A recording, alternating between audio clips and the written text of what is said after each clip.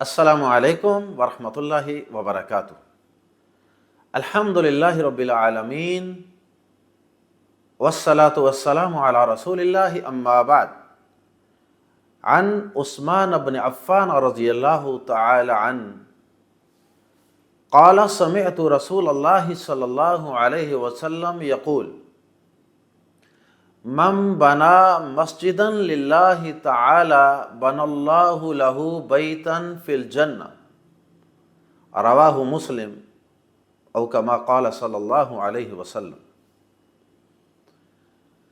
हज़रत उस्मान बिन अफ़्फ़ान रज़ियल्लाहु तआला अन्हु बयान फरमाते हैं कि मैंने अल्लाह के रसूल सल्लल्लाहु अलैहि वसल्लम को ये बात फरमाते हुए सुना। अल्लाह के रसूल सल्लल्लाहु अलैहि वसल्लम ने क्या फरमाया? आपने फरमाया, जिसने अल्लाह के लिए कोई मस्जिद तामीर की, अल्लाह उसके लिए जन्नत में एक घर तामीर करवा देगा। इस हदीस मुबारका में अल्लाह के प्यारे नबी सल्लल्लाहु अलैहि वसल्लम ने मस्जिद को तामीर करने की फजीलत बयान फरमाई। मस्जिद को उर्फ़ आम में अल्लाह का घर भी कहा जाता है और बाज़ अहादीस में भी ऐसे अल्फाज मौजूद हैं कि नबी सल्लल्लाहु अलैहि वसल्लम ने मस्जिद को बैतुम मिन बुयूतिल्लाह फरमाया, यानी अल्लाह के घरों में से एक घर, यानी तमाम मस्जिदें अल्लाह का घर हैं। ये नहीं कि अल्लाह पाक जिस तरह इंसान अपने घर में रहाइश अख्तियार करते हैं तो अल्लाह पाक भी मस्जिदों के अंदर कोई रहाइश अख्तियार करते हैं, ऐसी बात नहीं है। बल्कि मस्जिद चूँकि अल्लाह की इबादत के लिए एक मुकर्रर और मुतअय्यन जगह का नाम है, इसलिए उस जगह की शान व अज़मत की वजह से उसका मुकाम बढ़ाने के लिए उस जगह की निस्बत और इजाफत अल्लाह रब्बुल इज़्ज़त की तरफ कर दी गई। तो इससे उस जगह की शान व अज़मत बढ़ गई जब हमने उसे बैतुल्लाह कहा। वैसे उर्फ़ आम में तो जो मक्का मुकरमा में काबतुल्लाह है, मस्जिद हराम है, उसे बैतुल्लाह कहा जाता है। लेकिन जैसा कि मैंने अर्ज़ किया कि प्यारे नबी सल्लल्लाहु अलैहि वसल्लम ने आम मस्जिदों को भी बैतुम मिन बुयूतिल्लाह करार दिया है, इसलिए हर मस्जिद अल्लाह का घर करार दिया जा सकता है। अब नबी सल्लल्लाहु अलैहि वसल्लम ने मस्जिद की फजीलत बयान करते हुए वैसे तो बहुत सी बातें बयान फरमाई हैं, जिनमें से एक बात यह भी है कि प्यारे नबी सल्लल्लाहु अलैहि वसल्लम ने फरमाया कि इस ज़मीन पर सबसे ज़्यादा जो अल्लाह ताला को महबूब और प्यारी जगह है वो मस्जिद ही है। कितनी बड़ी फजीलत, कितनी बड़ी शान है मस्जिद की, अल्लाह के घर की, कि ये पूरी ज़मीन अल्लाह रब्बुल इज़्ज़त की पैदा करदा है। सारी ज़मीन का, आसमानों का खालिक और मालिक अल्लाह पाक है। इन्नल अर्ज़ लिल्लाहि जमीआ, अल्लाह पाक ने कुरान मजीद में खुद फरमाया कि ज़मीन सारी की सारी अल्लाह की। लेकिन पहले नंबर पे ज़मीन का वो टुकड़ा जो अल्लाह की इबादत के लिए, नमाज के लिए, तिलावत के लिए, दरस दुरूस के लिए मुख्तस किया जाता है, उस जगह को बैतुल्लाह अल्लाह का घर करार दिया।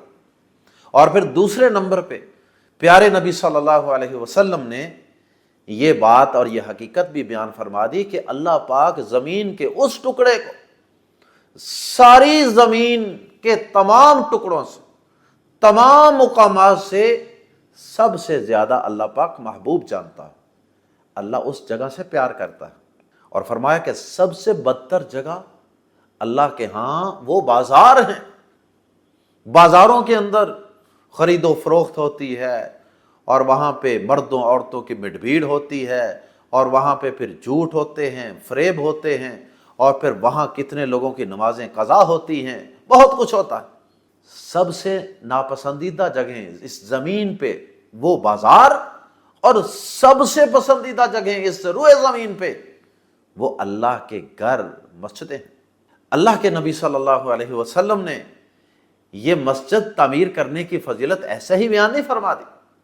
यकीनन ये अल्लाह रब्बुल इज़्ज़त ने आपकी ज़ुबान सादिक से मस्जिद की फजीलत कहलवाई कि जो शख्स اللہ کا گھر تعمیر کرے گا، چھوٹا ہو یا بڑا، کچا ہو یا پکا، جس طرح کا بھی ہو، مسجدن کا لفظ نکرہ ہے جس کا ہم ترجمہ کر سکتے ہیں کوئی بھی مسجد، کسی بھی درجے کی، جتنی کسی کی استطاعت ہے، توفیق ہے۔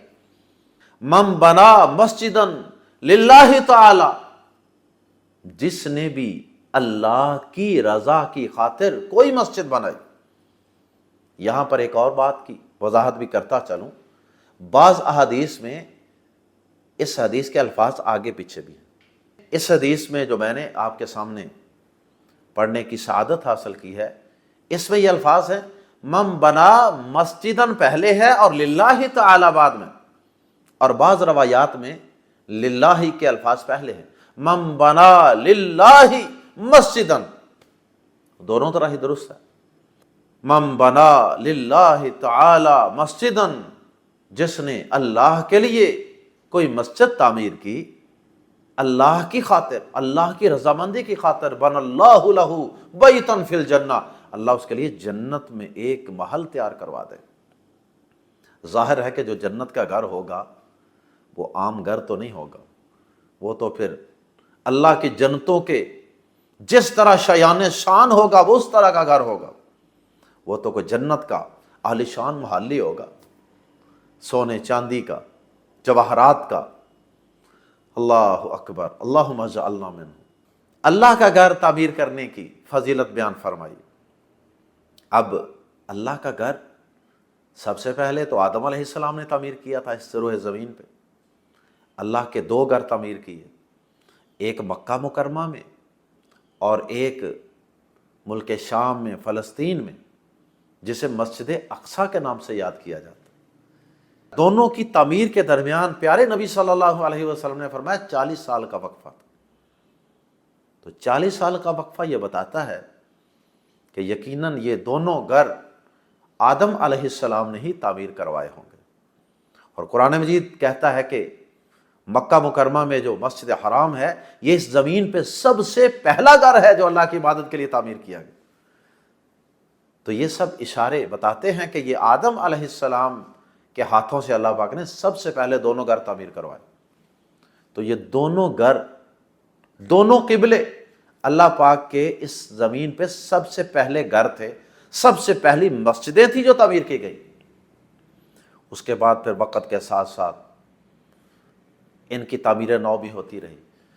پھر اللہ پاک نے حضرت ابراہیم علیہ السلام اور آپ کے فرزند حضرت اسماعیل علیہ السلام کو بھی یہ سعادت عطا فرمائی کہ انہوں نے بھی اس اللہ کے گھر کو جو مکہ مکرمہ میں ہے اسے دوبارہ تعمیر کی۔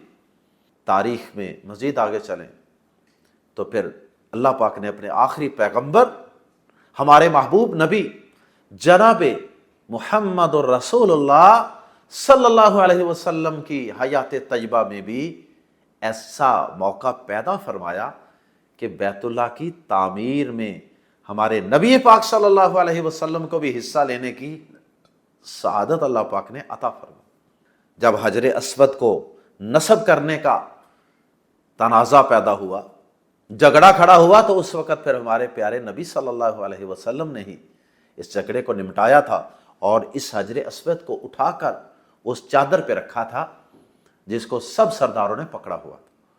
پھر نبی صلی اللہ علیہ وسلم جب تک مکہ مکرمہ میں رہے، کافروں کی طرف سے آپ کو کھلم کھلا عبادت کرنے کی، مسجد حرام میں اذان کہنے کی، باجماعت نماز ادا کرنے کی اجازت نہیں دی۔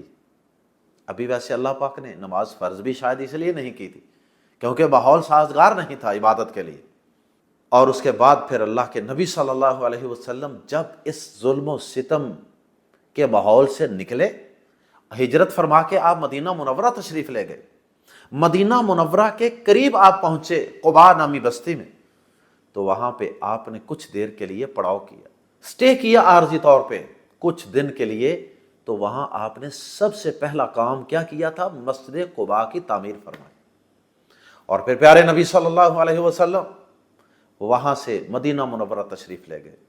یہ وہی مسجد قباء ہے جہاں آج بھی مدینہ منورہ میں جانے والے مسلمان وہاں پہ جا کر 2 رکعت نوافل ادا کرتے ہیں اور ان 2 رکعت نوافل کے ادا کرنے کا اجر و ثواب ایک عمرہ ادا کرنے کے برابر ہے۔ پھر آپ وہاں سے تشریف لے جاتے ہیں مدینہ منورہ میں، وہاں جا کر بھی پیارے نبی صلی اللہ علیہ وسلم نے سب سے پہلے اپنی رہائش کی فکر نہیں کی، سب سے پہلے اپنا گھر بنانے کی فکر نہیں کی، بلکہ سب سے پہلے اللہ کا گھر۔ اپنی زندگی کا مقصد عبادت ہے، اور عبادت کے لیے مسجد کی ضرورت ہے، تو مسجد کو، مسجد نبوی کو تعمیر فرمانے کی طرف آپ نے توجہ فرمائی، جگہ کو حاصل کیا، تعمیر فرمائی۔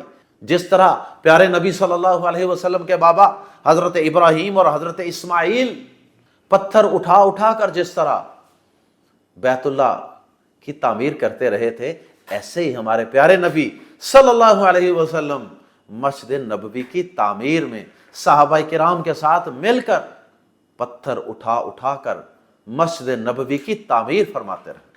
اس کے بعد اللہ کے نبی صلی اللہ علیہ وسلم نے مسجدیں بنانے کی، مسجدوں کی آباد کاری کی، ان کی صفائی کی، ستھرائی کی، اور بھی بڑی فضیلتیں بیان فرمائی، بلکہ قرآن مجید نے بھی بیان فرمائی۔ سورہ توبہ میں اللہ پاک نے یہ مسجدوں کی تعمیر اور آباد کاری یہ ایمان والوں کا ایک وصف کیا قرار دیا ہے۔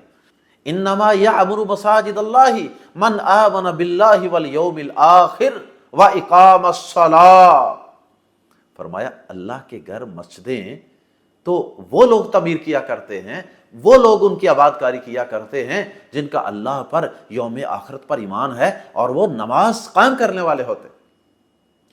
اور پھر پیارے نبی صلی اللہ علیہ وسلم نے فرمایا، سنن نبی داؤد میں حدیث ہے، آپ نے صحابہ کو، مسلمانوں کو حکم دیا کہ محلوں اور آبادیوں کے اندر مسجدیں تعمیر کرو، اور ان کو صاف ستھرا رکھو، اور انہیں خوشبودار رکھو، مسجدوں سے بدبو نہیں آنی چاہیے۔ کئی مسجدوں میں جانے کا اتفاق ہو تو ایسے بھی کئی مسجدیں دیکھنے کو ملی ہیں کہ ان کے قالینوں اور صفوں اور دریوں سے بدبو آ رہی ہوتی، جائے نماز کالے سیاہ ہوتے ہیں، جالے لگے ہوتے ہیں مسجدوں میں۔ جتنے بھی میرے بھائی اور میری بہنیں میری آواز سن رہے ہیں، سب سے میں یہ گزارش کروں گا کہ ابھی سے یہ پختہ عزم اور ارادہ کر لیں کہ انشاءاللہ زندگی میں کم از کم اللہ کا ایک گھر، ایک مسجد ضرور تعمیر کریں گے۔ اور یہ مسجدیں پیسوں سے تعمیر نہیں ہوتی، جیسے حج عمرہ پیسوں سے نہیں ہوتا، وہ جذبہ ایمانی سے ہوتا ہے۔ مسجدیں بھی جذبہ ایمانی سے تعمیر ہوتی ہیں، اور سچی بات ہے کہ روزے بھی جذبہ ایمانی سے رکھے جاتے ہیں۔ تو یہ کام جذبوں سے ہوتے ہیں، پیسوں سے، طاقتوں سے نہیں ہوتے۔ جذبہ رکھیں، نیت رکھیں، اللہ کے خزانوں میں کوئی کمی نہیں۔ میں اور آپ اپنے متعلق تو یہ سوچ سکتے ہیں کہ ہمارے پاس وسائل کی کمی ہے، لیکن اللہ پاک کے خزانوں میں کوئی کمی نہیں۔ زندگی کے جو ایمز اور آبجیکٹیوز ہیں ان میں یہ شامل کر لیں کہ میں نے کم از کم اللہ کا ایک گھر ضرور تعمیر کروانا۔ کئیوں کو تو اللہ پاک نے توفیق دیا، انہوں نے 20 گھر بھی تعمیر کروائے ہیں، میں ایسے لوگوں کو بھی جانتا ہوں، اللہ اکبر، لیکن کم از کم ایک گھر۔ اور دوسرے نمبر پہ جب آپ اپنے گھر کی تعمیر کا سوچیں تو آپ اس سے بھی پہلے یہ سوچیں کہ کیا اس علاقے کے اندر اللہ کا گھر موجود ہے۔ اگر مسجد قریب نہیں ہے تو کوشش کریں کہ کسی ایسے علاقے میں اپنے گھر کے لیے، رہائش کے لیے پلاٹ لیں، مکان خریدیں جہاں اللہ کا گھر قریب ہو، تاکہ آپ بھی نمازی بنیں اور آپ کے بچے بھی نمازی بن جائیں، آپ کے پوتے پوتیاں بھی نمازی بن جائیں۔ اور پھر اگر آپ کسی علاقے میں رہائش پذیر ہیں اور اس علاقے میں مسجد موجود نہیں ہے تو پھر اگلا سٹیپ یہ ہے کہ آپ اس کے لیے خود کوشش کیوں نہیں کرتے؟ آپ خود کوشش کریں۔ وہ دن دور نہیں ہوگا جب اللہ آپ کو توفیق دے دے گا کہ آپ انشاءاللہ ایک مسجد اس علاقے میں تعمیر کرنے میں کامیاب ہو جائیں۔ اللہ مجھے اور آپ سب کو اپنے ان بندوں میں شامل فرما لے جو اس کے گھر اس زمین پہ تعمیر کرتے ہیں، اور پھر ان گھروں کی صفائی ستھرائی کا، ان کو معطر کرنے کا، ان کی آباد کاری کا انتظام و انصرام کرنے میں لگ جاتے ہیں۔ اللہ ہمیں اپنے ان بندوں میں شامل فرما لے، اور پھر اس کے نتیجے میں اللہ ہم سے راضی ہو کر اپنے اس گھر کو تعمیر کرنے اور اس کی آباد کاری کی وجہ سے اللہ ہمیں اپنی جنتوں میں عالیشان محل عطا فرما دے۔ اقول قولی ھذا استغفر اللہ لی ولکم ولسائر المسلمین۔ السلام علیکم ورحمۃ اللہ وبرکاتہ۔